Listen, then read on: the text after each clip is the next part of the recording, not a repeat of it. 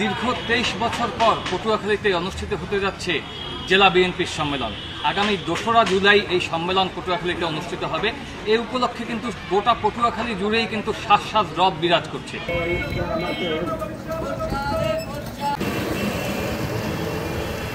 দীর্ঘ 23 বছর পরে এই পটুয়াখালী জেলা বিএনপির সম্মেলন, তার কারণেই আমাদের নেতা কর্মীদের মাঝে আজকে বাপ ভাঙা দোয়া এসেছে, আনন্দ এসেছে।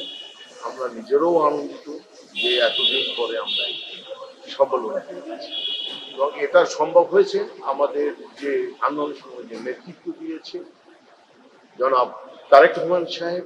তার নেতৃত্বে আমরা যেমন আন্দোলন করেছি, এখন আমরা তার নেতৃত্বে দল গঠন করব এবং তার নেতৃত্বে আমরা দেশ গঠন করব। আমরা এই সম্মেলনের যে নতুন নতুন কিছু ধারা আছে যেটা আমাদের কখনোই হয়নি। আমরা এই গণতন্ত্রের জন্য লড়াই করেছি, আমরা বাক স্বাধীনতার জন্য লড়াই করেছি, আমাদের বহু নেতা কর্মী জীবনের বিনিময়ে আজকে আমরা স্বাধীন হয়েছি এবং আজকে আমরা মনে করি আগামী দিনের যে সম্মেলনটা 2রা তারিখ পটুয়াখালী জেলায় একটা ঐতিহাসিক সম্মেলন। এটা আমরা কর্মযন্ত্র করতে গিয়ে কৃষিতে বহু বাধার সম্মুখীন হয়েছি, বহু নির্যাতনের হামলার সম্মুখীন হয়েছি। আমাদের পটুয়াখালী জেলা বিএনপি অফিস 14 বার ভেঙেছে। আমার ব্যবসা প্রতিষ্ঠান, আমার ঘরবাড়ি, আমার নিজেকে অনেক হেস্তা করা হয়েছে। তার মধ্য দিয়েও আমরা এই সম্মেলন শুরু করেছি।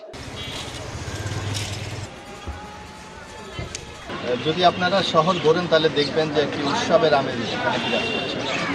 কারণ দীর্ঘদিন পর বিশেষ করে ফ্যাসিস্ট শেখ হাসিনার আমলে এই গণতান্ত্রিক অধিকারগুলিকে তারা বারবার প্রতিবন্ধকতা তৈরি করতো, যার জন্য বিএনপি মিছিল, মিটিং, সমাবেশ, এইভাবে সম্মেলন করার মতো কোনো সুযোগ ছিল না।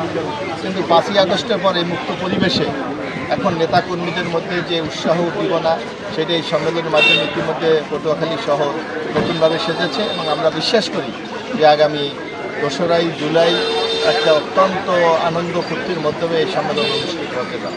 এবং আরেকটি নতুন বার্তা যে প্রথম আপনারা দেখতে পাচ্ছেন যে একটা ভোটের মাধ্যমে, অর্থাৎ তৃণমূল নেতৃবৃন্দ ভোটের মাধ্যমে আগামী দিনে তাদের নেতৃত্ব নির্বাচন করবে। এইটাও একটা উৎসবের আমেজ, কারণ তৃণমূল পর্যন্ত প্রত্যেকটা প্রার্থী দিয়ে তাদের ভোট প্রার্থনা করছে, যেটা আমরা মনে করি গণতান্ত্রিক সংগঠন হিসাবে বাংলাদেশ জাতীয়তাবাদী দলের ক্ষেত্রে একটি নূতন মাত্রা যোগ করে। নিরাপত্তার জন্য কিন্তু কঠোর ব্যবস্থা গ্রহণ করা হয়েছে, চারিদিকে সিসি ক্যামেরা লাগানো হয়েছে এবং বিএনপির ভারপ্রাপ্ত চেয়ারম্যান কিন্তু ভার্চুয়ালভাবে এই সম্মেলনে যুক্ত থেকে ভাষণ প্রদান করবেন এবং নেতাকর্মীদেরকে দিক নির্দেশনামূলক এবং গঠনমূলক আলোচনা করবেন। এই বিষয়টি আমরা জানতে পেরেছি এবং কেন্দ্রীয় নেতৃবৃন্দ সহ পটুয়াখালী জেলা বিএনপির নেতৃবৃন্দ আমাদেরকে জানিয়েছেন যে এই সম্মেলনটি কিন্তু একটু নতুনভাবে হবে, কারণ এখানে কিন্তু আসলে তৃণমূলের যে বিএনপি নেতৃবৃন্দ রয়েছেন তারা কিন্তু প্রত্যক্ষভাবে তাদের ভোটাধিকার প্রয়োগ করে নতুন কমিটিকে নির্বাচিত করবে এবং তারা বলছেন যে এর মাধ্যমে আসলে ত্যাগী এবং নির্যাতন নিপীড়নের শিকার যারা হয়েছেন তারা কিন্তু দলের মূল্যবান পদ পাবেন এবং দলকে আরও সামনের দিকে এগিয়ে নিয়ে যাবেন।